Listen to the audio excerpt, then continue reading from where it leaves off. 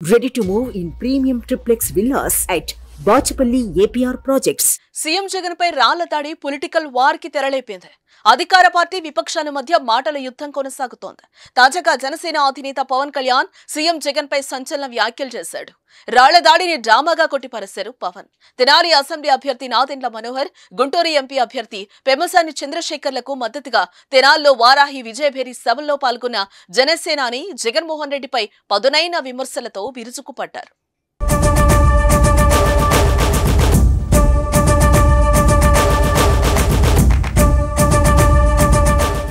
జగన్ కు గాయమైతే నాకు బాధగా ఉంది. ఇది నిజమో అబద్ధమో ఎవరికి తెలుసు.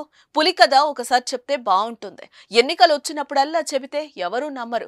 జగన్మోహన్ రెడ్డి నాటకాలు ఆపాలి. వాటిని భరించలేకపోతున్నాం.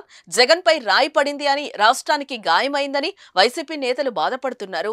అక్కను ఏడిపిస్తున్నారని ఎదిరించిన 15 ఏళ్ల అమర్నాథ్ గౌడ్ ను చెరుకు తోటలో పెట్రోల్ పోసి కాల్చేశారు. పసిబిడ్డను కాల్చేస్తే రాష్ట్రానికి గాయం కాలేదా? వేల మంది అమ్మాయిలు అదృశ్యమైతే రాష్ట్రానికి గాయం కాలేదా అని పవన్ ప్రశ్నించారు. రాష్ట్రం తన సొత్తు అని అనుకుంటున్న జగన్ కింద పడే రోజు దగ్గరలోనే ఉంది అంటూ జనసేనాని పవన్ హెచ్చరించారు. జగన్ కు అహంకారం తలకెక్కిందని, అందరం ఆయనకు బానిసలం అనుకుంటున్నాడని మండిపడ్డారు. ప్రజల పాస్ పుస్తకాలపై, పొలాల్లో హద్దురాళ్లపై కూడా చెదరని చిరునవ్వుతో జగన్ ఫోటోలు కనిపిస్తున్నాయని విమర్శించారు. వచ్చే నెల ఈ సమయానికి ఎన్నికలు అయిపోతాయి. వైసీపీ దుష్ట పాలనకు చరమగీతం పాడి ఉంటామని పవన్ హామీ ఇచ్చారు.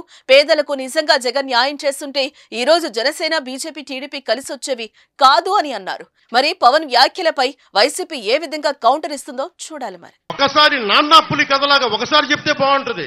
ప్రతిసారి ఎలక్షన్ రాగానే జరిగితే నిజంగా పులి వచ్చిన నాన్న పులి కథలాగా అబద్ధం అనుకుంటాం. సరే, నిజంగా మీ మీద రాయిస్ చూడండి, మీరు పట్టుకోండి. ఎదురుగా పొడిచిన వ్యక్తినే ఈ రోజు వరకు మీరు పట్టుకోలేదు. జైలు నుంచి అతను బెయిల్ ఇప్పించారు 5 సంవత్సరాల తర్వాత. కోడికత్తి వ్యక్తినే. ఈ సెంటిమెంట్ డ్రామాలు దయచేసి ఆపండి. ఈ నాటకాలు భరించలేకపోతున్నా.